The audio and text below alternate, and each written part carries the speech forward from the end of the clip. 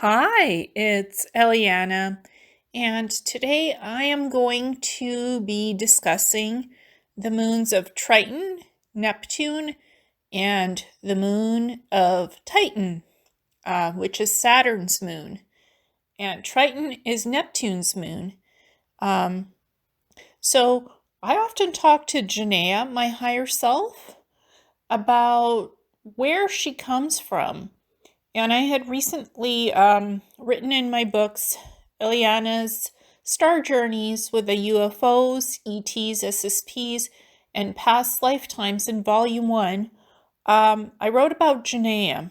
And Janea said that she had past lives on the moon of Triton, and that Triton is Neptune's moon, and that it has oceans, and that at one point it had crystalline cities where humanoid ETs lived in her lifetime, and there's a lot of oceans when she was there eons ago. So she said that these crystalline cities protected them when they lived on Titan, because even back then, the atmosphere wasn't thick. So Titan has low gravity. It is a low gravity moon. And Titan came from the Kuiper belt. It was pulled in by Neptune. And Janea has blue hair, and she sort of has this crescent on her forehead, sort of this crescent with a star symbol.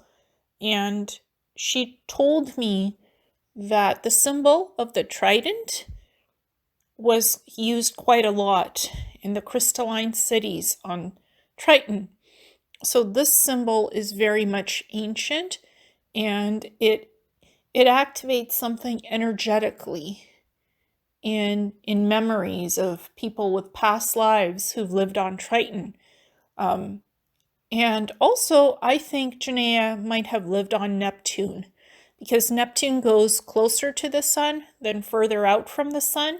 So sometimes it's even considered an exoplanet depending on its orbit. And Janea told me at one point it had been an exoplanet because it was closer to the sun.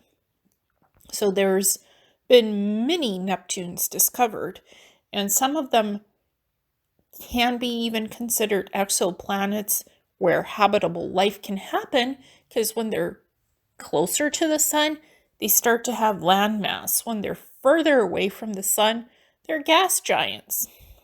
So Neptune's history is quite interesting, because at one point it was not a gas giant when it was closer to the sun. So it had life on it. That's what I heard from Janea, and how these planets and their orbits change around the suns. And what I find interesting is that Jean-Charles Moyen, who is a French-Canadian secret space program experiencer, he was discussing how he was transported. It had gone under the Bahamas. Either it was a Hall of Records or a space arc ship, and that he had seen a symbol of the trident on the doorway to the structure. And I had seen the trident symbols in white and blue on the crystalline Neuralink chairs in one of the Atlantean outposts in Antarctica when I was stationed there after I had been released from my planetary corporation service after doing the 60 and back. So the trident symbol seems to be associated potentially with the ancient cedar races and their cities, the crystalline cities on Titan, what's in the Bahamas underneath if it's a space ark or a hall of records. Again, that trident symbol is very important because it was on one of the crystalline Neuralink chairs, which allows your mind to see the past, planetary histories, near future, and the present. So your mind can time travel. That's what these technologies allow you to do. So that's what I've been talking about in my books, volume 1 and 2, and linking that with the Radu Cinnabar books that were translated by Peter Moon, the Transylvania series. So, because Radu Cinnabar had gone into the Egyptian Hall of Records and he basically discovered a lot of different metallic and rock-like disk tablets, about 10,000 of them, and supposedly it was taken to Granite Mountain for a supercomputer to decrypt what was on them, planetary histories. And I saw a lot of crystalline devices in the Atlantean Outposts, one of the crystalline supercomputers that I was able to activate. I also saw this holographic technology in the form of a metallic / crystalline green-yellow looking disc on Venus when Janea took me there to see their outposts, the ancient builder race outposts. And they're the descendants of the ancient builder races, the L race, who Janea comes from. She's 12th dimensional and higher. So it's interesting how everything is interconnected, from Radu Cinnabar, what he saw in the Egyptian Hall of Records, under the Giza Plateau, under the Sphinx, and the pyramids. He actually saw crystalline technology, anti-gravity technology. He actually got to use one of these discs to see past history of stuff. I was shown past history of Mars and Venus and the Earth, a lot of different animals, plant life on this disc from Venus, as well as the Atlantean universe of knowledge disc, crystalline disc with holographic technology. And I saw some of my own past lives in Egypt as Calypso, who was the Egyptian priest and architect 89,000 to 100,000 years ago, who helped to build the Atlantean Egyptian Hall of Records. And he put the ruby crystalline refractory telescope that can decloak basically anything that's cloaked, planetary bodies, bases. If there's cloaked shielding, it can decloak it because the rubies sort of refract the light sequence codes, and they can disrupt cloaking technology. So the cloaking technology can be disrupted. So this is what was shown to me in that Calypso lifetime in one of these crystalline discs in Antarctica. So apparently I played a role in designing, creating the Atlantean Egyptian Hall of Records under Egypt, under the Sphinx. So he was one of the people helping to build that Hall of Records. And Edgar Cayce talks about there being about 4 halls of records. One under Egypt, one under Bimini, one in the Mayan lands, and other places. I know that the Amaramuro Stargateway portal in Peru, near Lake Titicaca, that's a hall of records. The Romanian Sphinx, that's a hall of records. And the moon, Titan, there was actually a large spaceship structure, tubular structure, discovered there a couple of years ago. And I suspect it's a space ark because, again, these space arks are on Venus, Saturn, and I suspect on the moon of Titan because the structure can be seen on the actual map. And it looks like a tubular ship. So I think there's a space ark on Titan. And Triton has an interesting ionosphere that always stays stable. So there's something about Triton that scientists can't figure out why its ionosphere is so stable and still has a bit of an atmosphere.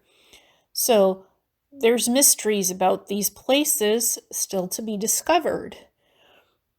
And I was trying in my books to link Radu Cinemar's information. I mean, he got to go under the Romanian Sphinx, under the Hall of Records, the Egyptian Hall of Records. He got to work with all this holographic technology, these metallic and rock-like disc tablets. He got to hold them in his hands, to pick it up off the shelf, hold it in his hands, and with his mind go into the past to see Earth history, to see extraterrestrials, the beings that created these places. So I think it has all to do with past life connections, of being part of these cedar races, of being part of the Atlantean experiment, the Atlanteans, the Meldakians. Some of us have played a role in these past lives, creating these halls of records, being on these ark ships, potentially being part of the cedar races, or the descendants of the Atlanteans, or Atlanteans themselves, the Meldakians. So there's genetic connections in remembering these past lives, and some people actually, like Jean-Charles Moyen and Ileana Denon, going on the ark ships and visiting the ark ships. Now, I've never gone on the ark ships on Earth. I remember being on the Andromedan ark ships, and I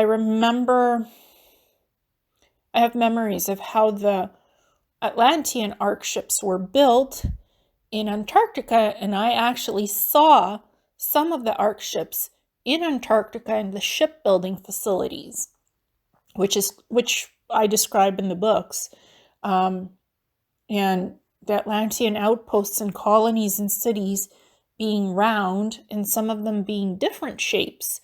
So Atlantis had about 4 to 5 epochs of its civilization, starting 2 million years ago from its advanced ET races coming on the planet to found Atlantis, and then throughout the epochs when it wasn't so advanced in the technology, when some of the civilizations fell due to catastrophes and being attacked from space by negative species who didn't want this experiment to succeed, of evolving genetics to its highest level of beings that created this experiment, and also the Neanderthals and other